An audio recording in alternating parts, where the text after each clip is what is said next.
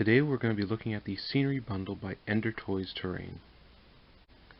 This Scenery Bundle is a 13-piece kit that is designed to be a great starter to any terrain collection, whether it's sci-fi or fantasy or medieval. This is probably one of the best ways to start a terrain collection because you get a variety of terrain pieces for a variety of different scenarios. It's useful for everything from Warhammer to Bolt Action to Dungeons & Dragons or Pathfinder. The first piece from this kit we're going to look at is the bunker wall. So this is a nice solid piece if you're looking to create some line of sight for your Warhammer 40,000 or your World War I, World War II games. It's shorter than a Plague Marine, so figure on a 32mm base with the new scaling, but it's large enough that he can hide behind it and get some degree of cover. It's also nice because it has two windows for your figures to shoot out of or be shot at. If you're using smaller models, it's ideal for that. Next is a barricade wall. This is something more like a quick emergency defense line that was put up. So something like you'd see before a riot or around some kind of event. Plenty tall enough for a Plague Marine to sit behind and shoot from, or any Warhammer 40,000 model.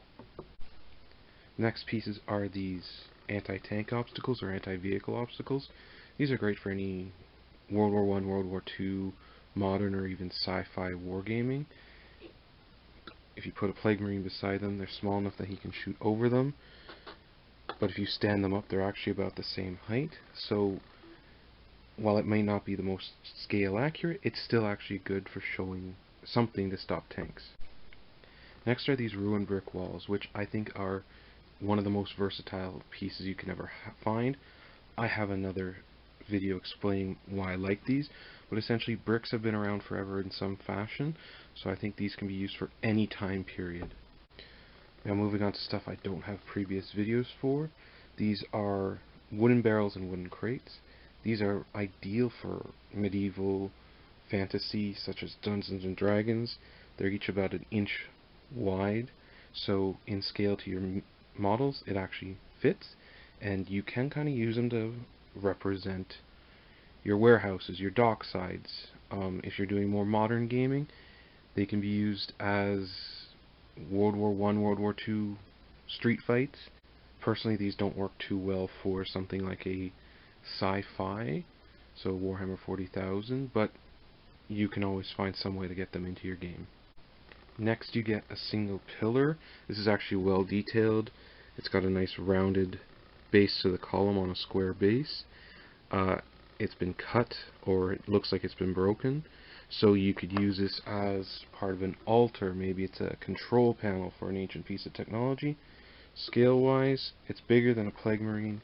It's definitely bigger than your medium-sized D&D character, so you'll find a lot of uses for it. Going back to more sci-fi or even modern, we have this square turret. It's got a nice wide footprint, so it makes a nice big piece for your characters to hide behind. On one side, the wall is lower, and there's a bit of a built-in ladder.